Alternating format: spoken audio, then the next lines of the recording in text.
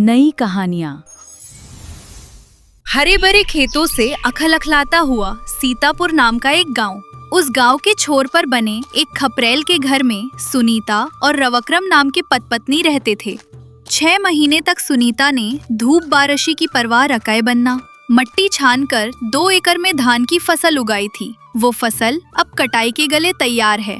सुबह सुबह सुनीता आसमान की तरफ देखकर घबरा रही है। पड़ोसन मंजू उधर से आती है। हे भगवान, मेरे नसीब में इतनी बड़ी सजा क्यों लिख दी पिताजी। आसमान को देखूं तो काले घने बादल छा रहे हैं। हवा का रुख बता रहा है कि आज शाम तक मूसलाधार बारिश होने वाली है। 6 महीने तक अपना खून पसीना एक करके उगाई हुई धान की फसल अब हाथ में आई है, लेकिन अंदर मेरे पति बिना चिंता के खर्राटे मारकर सो रहे हैं। क्या है सुनीता, सुबह सुबह ये रोना धोना क्यों? क्या हुआ बेटी? तुम्हारे पति अभी तक उठे नहीं क्या? बारिश के आसार दिख रहे हैं। गांव के लोग तो दरांतियां लेकर खेतों की तरफ दौड़ पड़े हैं। तुम्हारे पति को इतनी भी फिक्र नहीं है? क्या कहूँ मंजू दीदी, बैल की तरह मोटा हो गया है, लेकिन क्या कभी खेत की मेड़ पर खड़े होकर घास का तिनका भी उखाड़ा है? सब कुछ मैंने ही संभाला। बीज बोने के लिए उस किशन लाल से 100 मुहरे कर्ज लाया था। अगर कल फसल काटकर कर्ज नहीं चुकाया तो हमारी ये झोपड़ी और 2 एकड़ का खेत वो छीन लेगा। हाथ में आया निवाला मुंह से छिनने वाला है। क्या बात है मंजू दीदी, सुनीता ऐसे बिलक बिलक कर क्यों रो रही है? मत रो सुनीता, तुम्हारा पति सुधरेगा, यही सोचकर तुमने सब्र किया। उसकी अकल ठिकाने नहीं आएगी। तुम जाकर पहले उसे नींद से उठाओ। अगर दोनों मिलकर हाथ बटाओगे तो दोपहर तक आधी कटाई हो ही जाएगी। उठाती हूँ गीता, उसके पैर पकड़कर भी उसे खेत ले जाऊंगी। मेरी मेहनत बारिश के पानी में बह जाए ये मैं नहीं देख सकती। मंजू और गीता ने सुनीता को दिलासा देकर भेजा। सुनीता दरांती लेकर अंदर गई और विक्रम को नींद से उठाया। उठिए जी, उठिए। पूरा आसमान काले बादलों से घिर गया है। शाम तक बारिश टूट पड़ने वाली है। अगर जल्दी से दरांती लेकर खेत चलोगे तो कम से कम आधी फसल काटकर बचा लेंगे। उठिए जी। क्या है तेरी बकबक? अभी तो धूप भी नहीं खिली और तूने नींद खराब कर दी। बादल छाए हैं तो हवा से उड़ जाएंगे। पड़ोस वाले कुछ भी कह दे तो तू मान लेगी क्या? मेरी कमर का दर्द जान ले रहा है और तू खेत चलने को कह रही है। कमर का दर्द? चौपाल पर उस राकेश के साथ घंटों गपशप मारने के लिए जो दर्द नहीं होता वो अब जान बचाने के समय याद आ रहा है। फसल भीग गई तो हमें भूखों मरना पड़ेगा। वो किशन लाल हमारा घर छीन लेगा। अरे तेरी जुबान पर लगाम है या नहीं? जो बारिश होगी या नहीं उसके लिए तू मुझसे काम करवाना चाहती है। फसल कहीं भागी नहीं जा रही। कल सुबह आराम से जाकर काट लेंगे। तू जाकर माड़ बना, मैं मुंह धोकर चौपाल की तरफ जा रहा हूँ। सुनीता ने कितनी भी मिन्नतें की पर विक्रम ने एक ना सुनी। अपने आलस को सही ठहराते हुए वो बड़े शान से गांव के बीच बनी चौपाल की तरफ चल दिया। सुनीता आंसू पोंछकर अकेले ही दरांती लेकर खेत की तरफ दौड़ पड़ी। चौपाल के पास एक बड़े बरगद के पेड़ की छांव में विक्रम और उसका दोस्त राकेश बैठे गप्पे लड़ा रहे हैं। तभी खेत से घबराए हुए आ रहे बूढ़े किसान सोहन लाल और फुर्तीले किसान रमेश वहां पहुंचे। अरे विक्रम, यहाँ क्यों बैठा है रे निकम्मे? हवा की महक बता रही है कि आज मामूली बारिश नहीं होने वाली। गरज और बिजली के साथ मूसलाधार बारिश टूटेगी। तेरी पत्नी बेचारी अकेली खेत में दरांती लेकर पसीना बहा रही है। सही कहा विक्रम, सोहनलाल दादा की बात कभी गलत नहीं होती। मैं अपने खेत की सारी धान काटकर ढेर लगाकर ऊपर से तिरपाल ढंक कर आया हूँ। अगर वह भीग गई तो एक कौड़ी के काम की नहीं रहेगी। क्या रमेश भाई, आप सब इन बादलों से ही डर रहे हैं? बारिश का मौसम अभी आया कहाँ है? ये तो हवा के बादल हैं। ऐसे आएंगे और वैसे चले जाएंगे, मुझे पता है। हाँ दादा, विक्रम सही कह रहा है। आज बारिश नहीं आएगी। फालतू में काम करके शरीर में दर्द क्यों मोल लेना? कल आराम से काट लेगा। क्या रे राकेश, उसे तो आलस ने घेरा है और तू उसकी हाँ में हाँ मिला रहा है। रे विक्रम, दुश्मन की भी ऐसी हालत न हो रे। बारिश हुई तो तेरी फसल बर्बाद हो जाएगी, उसके बाद तेरी मर्जी। तभी विक्रम को कर्ज देने वाला साहूकार किशन लाल वहां आ पहुंचा। क्या रे विक्रम, बड़े मजे से बैठा है। सोहनलाल दादा ने जो कहा वो सुनाई नहीं दिया क्या? बारिश होकर तेरी फसल भीग गई तो मेरा कर्ज कैसे चुकाएगा रे? मैंने तुझसे कागज पर अंगूठा लगवा लिया है। कल शाम तक मेरी 100 मुहरे और ब्याज के साथ कुल 110 मुहरे मेरे हाथ में आ जानी चाहिए, वरना और वे 2 एकड़ का खेत मेरे हो जाएंगे। अरे बारिश नहीं आएगी किशनलाल जी, और अगर आ भी गई तो मेरी फसल को कुछ नहीं होगा। कल शाम तक आपके पैसे आपको दे दूंगा, आप बेफिक्र होकर जाइए। सबने कितना भी समझाया पर विक्रम ने अपना आलस नहीं छोड़ा। दोपहर तक वहीं बैठकर गप्पे मारता रहा। दोपहर ढलते ही मौसम अचानक से बदल गया। शाम के 4 बजते बजते आसमान में काले घने बादल छा गए। दिन में ही रात सा अंधेरा हो गया। भयानक गरज और बिजली चमकने लगी। चौपाल के पास बैठा विक्रम डर के मारे दौड़ता हुआ घर आया और दरवाजा बंद कर लिया। खेत में अकेली फसल काट रही सुनीता कांपने लगी। 6 महीने की मेहनत आंखों के सामने बर्बाद होते देख उसका दिल टूट गया। बारिश हो रही है। हे भगवान, क्या तुम रहम नहीं करोगे पिताजी? मेरी जान जा रही है। 6 महीने की मेहनत धुएं में उड़ रही है भगवान। मेरे हाथों से एक मुट्ठी धान कट रही है तो दूसरी तरफ हवा से 10 मुट्ठी धान जमीन पर गिर रही है। अजी सुनते हो? क्या एक बार इधर नहीं आ सकते? दोनों मिलकर काटते तो हमारा पेट भर जाता ना। भयानक बिजली कड़कने की आवाज, बारिश मूसलाधार होने लगी। मेरे नसीब में भगवान ने यही लिखा था क्या? सब कुछ पानी में बह गया। सुनहरे रंग में चमकने वाली मेरी सारी फसल कीचड़ में मिल गई। वो किशन लाल मेरा घर छीन लेगा। मैं अनाथ हो गई भगवान। रात भर मूसलाधार बारिश होती रही। 2 एकड़ का खेत एक तालाब में बदल गया। कटाई के लिए आई सारी फसल पानी में डूब गई। धान जमीन पर गिरकर अंकुर फूटने की हालत में पहुंच गई। सुबह होते होते सुनीता आंसू पोंछते हुए खाली हाथ घर लौटी। सुबह बारिश थम गई। विक्रम डर के मारे घर के चबूतरे पर बैठा था। सुनीता भीगे कपड़ों में आई और चुपचाप अंदर चली गई। तभी किशन लाल अपने आदमियों के साथ वहां आ पहुंचा।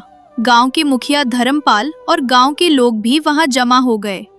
अरे विक्रम, क्या रे निकम्मे, कल इतने लोगों ने समझाया फिर भी तूने एक ना सुनी और चौपाल पर बैठा रहा ना रे।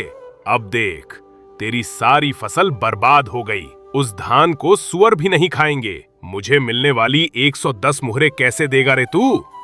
मालिक, किशनलाल जी, बारिश इतनी भयानक होगी ऐसा मैंने सोचा नहीं था मालिक। कुदरत ने मुझे धोखा दे दिया। मुझे और 6 महीने की मोहलत दीजिए, मैं फिर से फसल उगाकर आपका कर्ज चुका दूंगा मालिक। कुदरत ने तुझे धोखा नहीं दिया रे, तेरे आलस ने तुझे डुबोया है।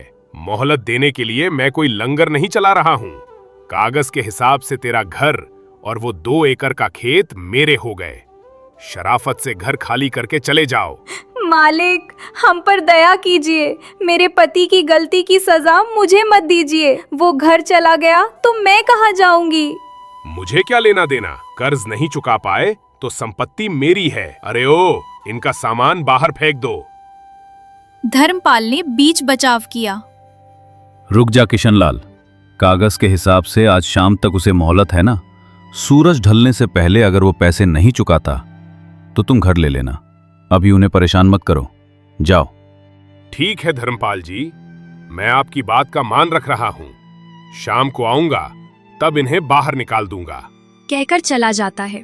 सुनीता को समझ आ गया, अपने पति के आलस के कारण ही आज उसका घर, संपत्ति किसी पराये के हाथ में जा रही है। उसे कितना भी समझाओ वो नहीं सुधरेगा। ये सोचकर कि संपत्ति जाने के डर से ही सही उसकी आंखें खुलनी चाहिए, सुनीता धर्मपाल जी के पास गई।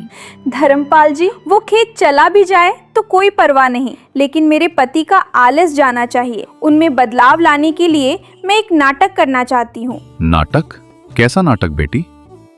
मेरी दादी ने मुझे एक जंगली जड़ी बूटी के बारे में बताया था। वो मेरे पास है। उसे छाछ में मिलाकर देने से इंसान की जान को कोई खतरा नहीं होता, लेकिन हफ्ते भर के लिए शरीर सुन्न पड़ जाता है और वो बेहोशी में पड़ा रहता है। वो कोई काम नहीं कर सकता। ताकत ही नहीं रहती। बिल्कुल ऐसा लगता है जैसे लकवा मार गया हो। वो जड़ी बूटी मैं अपने पति को दूंगी। ढीठ बीमारी का इलाज कड़वा ही होता है बेटी। उसका आलस भगाने के लिए ये नाटक करना ही पड़ेगा। उस किशनलाल को भी मैं देख लूंगा। तू जा और अपनी योजना पूरी कर। जंगल में जाकर वो जड़ी बूटी ले आई। विक्रम जो छाछ पी रहा था उसमें वो मिला दी। विक्रम के वो पीने के आधे घंटे बाद ही उसके शरीर में बदलाव आना शुरू हो गया। हाथ पैर भारी हो गए और वो हिलने डुलने के काबिल नहीं रहा। सुनीता, ओ सुनीता, इधर आ। मेरे पैरों को क्या हो गया? मेरे हाथ ऊपर नहीं उठ रहे हैं। मुझे क्या हो गया? पकड़ मुझे। अजी क्या हो गया? हाय राम, हाथ पैर सुन्न पड़ गए क्या? हे भगवान, मेरे पति को लकवा मार गया। अब मेरा क्या होगा? पहले ही फसल पानी में बह गई, घर छीनने की नौबत आ गई, अब इन्हें लकवा भी मार गया तो कैसे जीऊंगी पिताजी?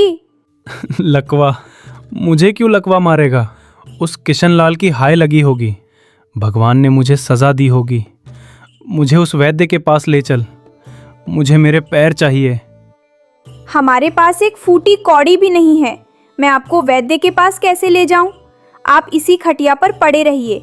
शाम को वो किशनलाल आ रहा है। मैं उसके पैर पकड़कर मिन्नतें करूंगी। विक्रम की तो जान ही निकल गई। एक तरफ संपत्ति जाने का डर, दूसरी तरफ हाथ पैरों का काम न करना उसे नरक दिखा रहे थे। वो खटिया पर पड़े पड़े आंसू बहा रहा था। शाम हो गई। किशनलाल अपने आदमियों के साथ विक्रम के घर आ पहुंचा। धर्मपाल जी और गांव के लोग भी वहां जमा हो गए। क्या रे विक्रम, सूरज ढल गया, बाहर आकर शराफत से घर खाली करके चले जाओ। मेरे पति को दोपहर से लकवा मार गया है और वो बिस्तर पर पड़े हैं। हाथ पैर काम नहीं कर रहे। हम पर रहम कीजिए मालिक। घर छीन लेंगे तो इस बीमार को लेकर मैं कहाँ जाऊंगी? लकवा मार गया तो मैं क्या करूं? कर्ज चुकता हो जाएगा क्या? अरे ओ, अंदर जाकर उस विक्रम को बाहर निकालो। आदमियों ने अंदर जाकर खटिया पर पड़े विक्रम को बाहर लाकर नीचे पटरे पर बैठा दिया। विक्रम हिलडुल नहीं पा रहा था और बहुत लाचार लग रहा था। मालिक, किशनलाल जी, सच में मेरे हाथ पैर काम नहीं कर रहे हैं। कल जब बारिश हो रही थी तो मैं जाकर फसल नहीं बचा पाया। मैं ऐसा निकम्मा हूँ। मैंने अपनी पत्नी की मेहनत बर्बाद कर दी। मुझ पर रहम कीजिए मालिक। रहम की बच्ची। ऐ सुनीता, शराफत से बाहर निकल जाओ, वरना धक्के मारकर निकाल दूंगा। अजी देखा, आपके आलस ने क्या कर दिया? कल अगर आप मेरी बात सुनकर खेत आ गए होते तो हमारी फसल बच जाती। आज इस साहूकार के आगे हमें सिर झुकाने की नौबत नहीं आती। मेरी मेहनत आपको दिखाई नहीं दी। रेशमी गद्दों पर सोने वाले शरीर को अब सड़क पर सोने की नौबत आ गई है। समय की कीमत, मेहनत की कीमत मुझे अब समझ आ रही है। अगर मेरे हाथ पैर ठीक हो गए तो मैं दिन रात खून पसीना बहाकर काम करूंगा मालिक। मेरी पत्नी को सड़क पर मत फेंकिए बाबूजी।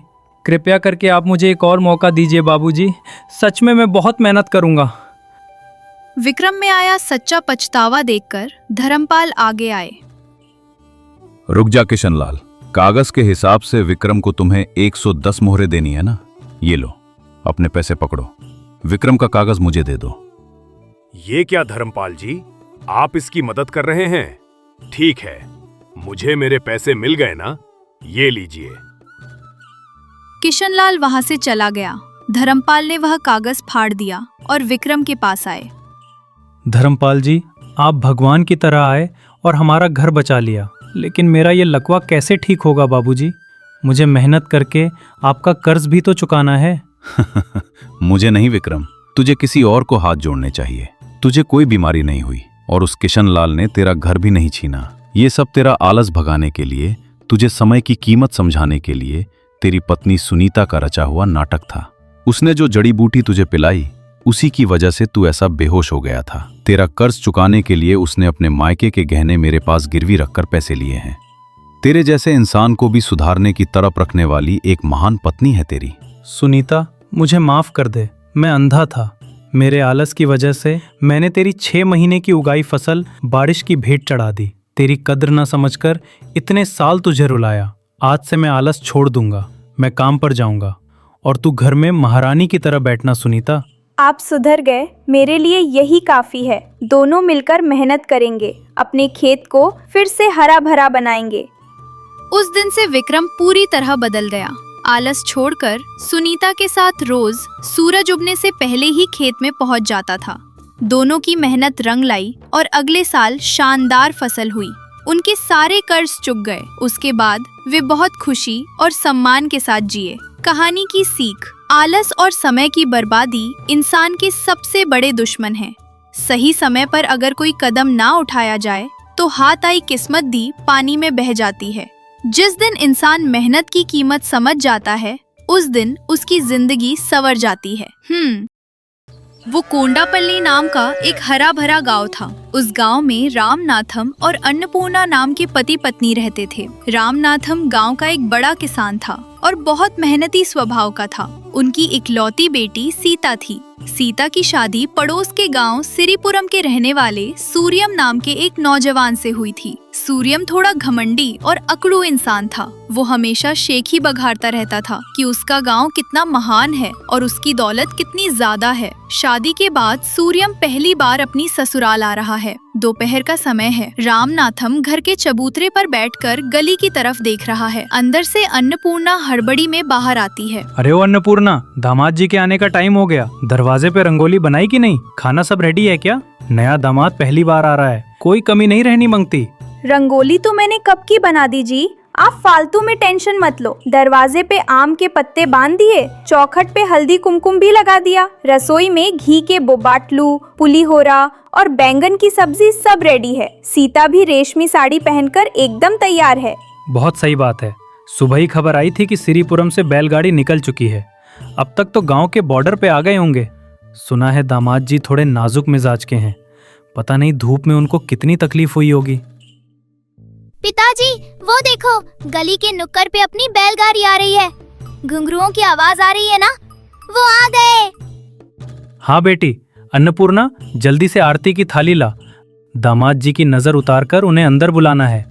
बैलगाड़ी घर के सामने आकर रुकती है। सूर्यम रेशमी धोती और रेशमी गमछा पहने बड़ी शान से गाड़ी से उतरता है। उसके चेहरे पर चिड़चिड़ाहट साफ दिख रही है। उफ, ये कैसा उबड़ खाबड़ रास्ता है यार। मेरी तो कमर और सारे जोड़ ही टूट गए। सपने में भी नहीं सोचा था कि तुम्हारे गांव का रास्ता इतना बकवास होगा। पूरे रास्ते धूल ही धूल थी। आइए दामाद जी आइए। हमारे गांव के रास्ते थोड़े ऐसे ही गड्ढों वाले होते हैं बाबू। सफर की थकान उतारिए, पहले अंदर आइए। जुग जुग जियो बाबू, अंदर आ जाओ। सीता, जाकर अपने पति को पैर धोने के लिए लोटे में पानी दे। पैर धोने के लिए ये पीतल का लोटा काहे को दिया? हमारे घर पे तो चांदी के लोटे में पानी देते हैं। और वैसे भी इन मिट्टी के चबूतरे पे बैठूंगा तो मेरी रेशमी धोती खराब हो जाएगी ना। बैठने के लिए कोई अच्छा पीढ़ा नहीं है क्या? अरे बाबू, माफ कर दीजिए। हमारा किसानों का परिवार है। अपने घर में सब मिट्टी, पीतल और तांबे के ही बर्तन होते हैं। आपके लिए अंदर लकड़ी का मस्त पीढ़ा बिछाया है। आप वहीं बैठ जाना। चलिए अंदर आइए। सुनिए जी, मेरे पिताजी का दिल दुखे, ऐसी बातें मत बोलो।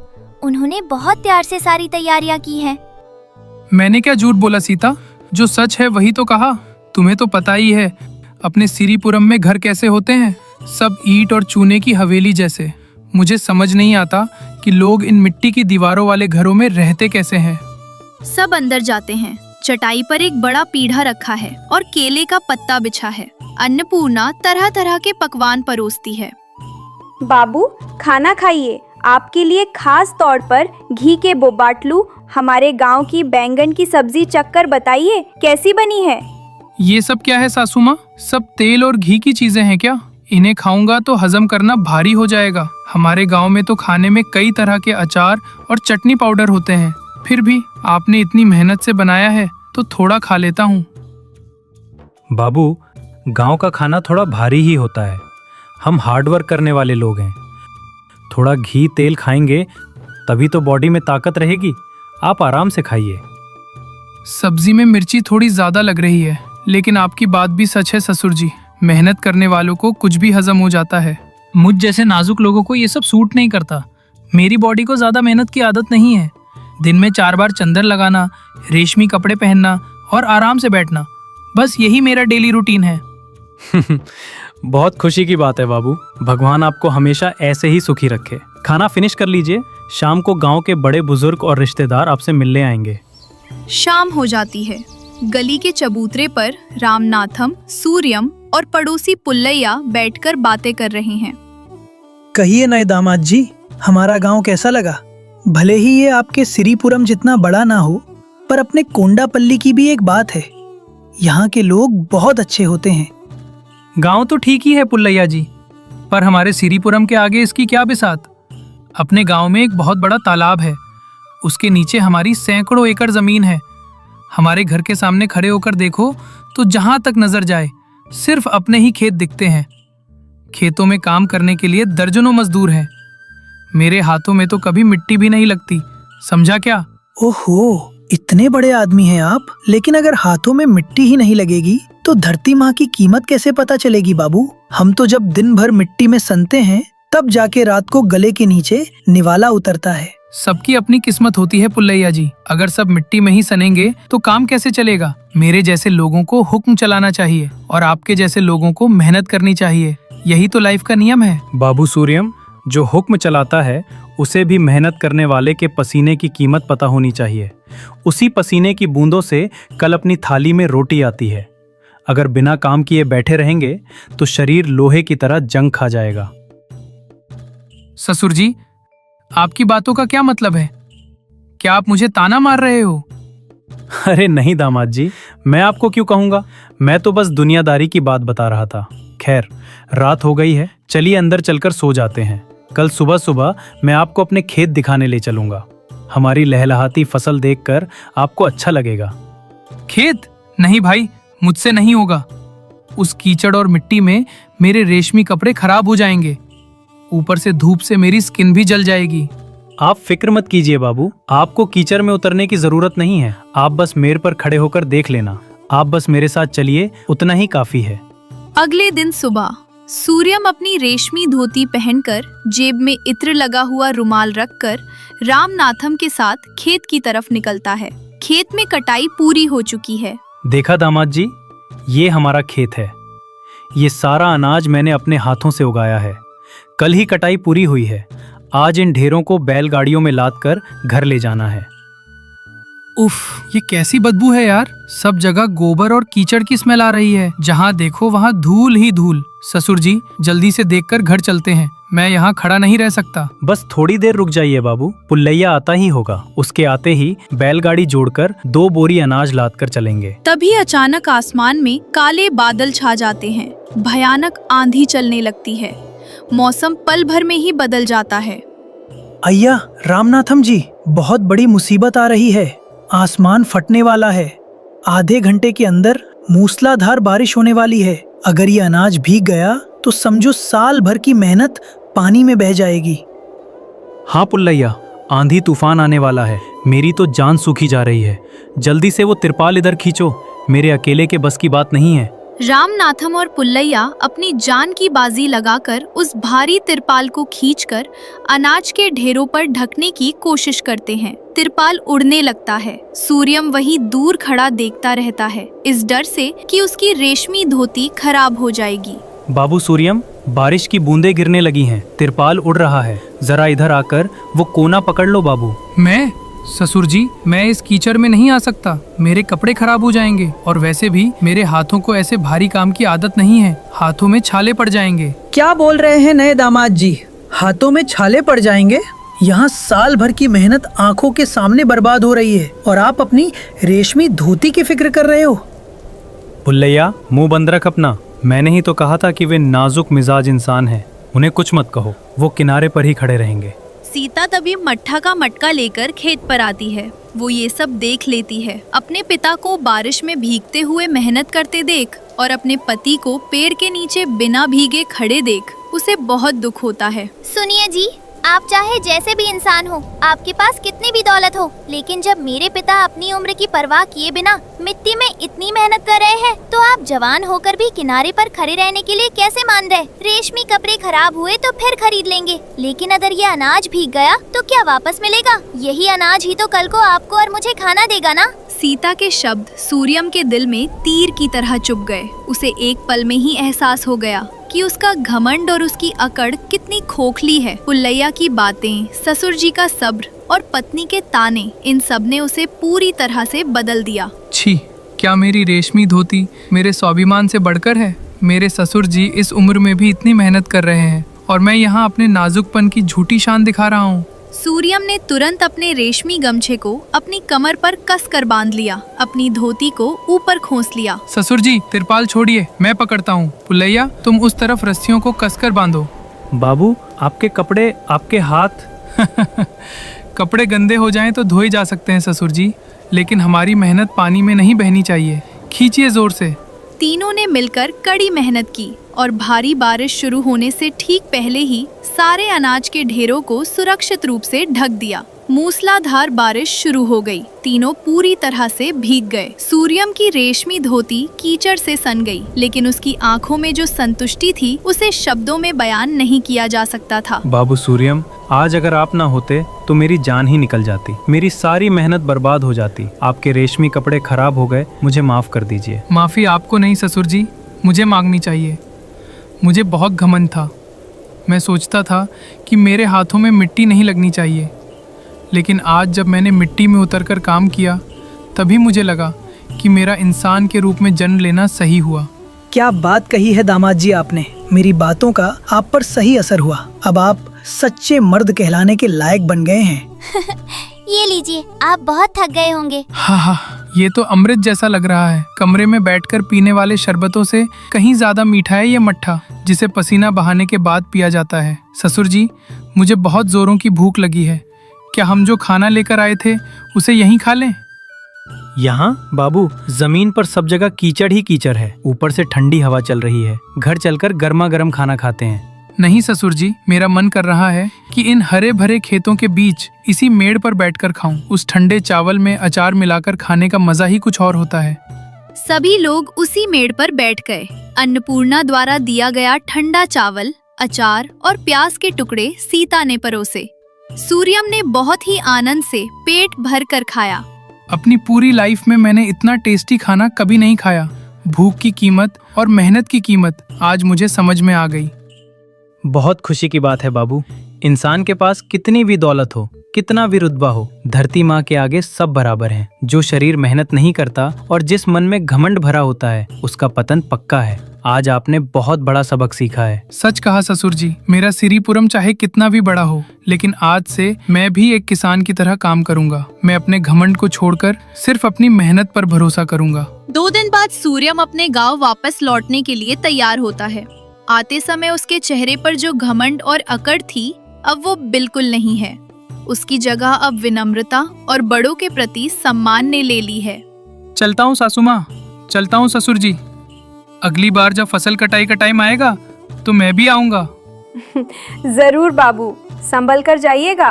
अपने पति के पीछे बैलगाड़ी पर चढ़ते हुए खुशी से अपने पिता की ओर देखती है। बैलगाड़ी चल पड़ती है। रामनाथम और अन्नपूर्णा खुशी खुशी हाथ हिलाकर उन्हें विदा करते हैं। एक बहुत अच्छा इंसान बनकर अपने गांव लौट गया। दौलत और रुतबा इंसान को बस पल भर की खुशी देते हैं, लेकिन कड़ी मेहनत और विनम्रता ही असली संतुष्टि और सच्चा सम्मान देते हैं। मेहनत करने वाले के आगे इंसान के घमंड को एक ना एक दिन झुकना ही पड़ता है।